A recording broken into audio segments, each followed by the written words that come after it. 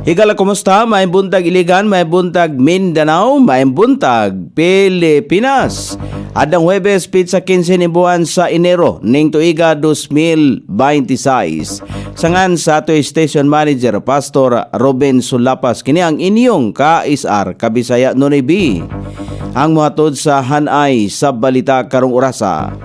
Biblia gigisi sa mga katawhan nga nangatake sa kasimbahan sa Pakistan. Naibaluan sa mga Kristohanon sa nasod sa Pakistan nga gigisi ang ilahang mga Biblia nga ana sa sulod sa usa ka simbahan.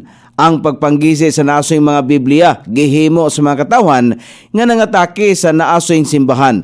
Nataho nga gigisi usab ang mga gamit sa simbahan di nakaapekto sa panimbahon sa mga Kristohanon. Ang naasoyng mga suspek sa paghimo nini wala pa nahibaluan sa kapulisan sa nasod sa Pakistan.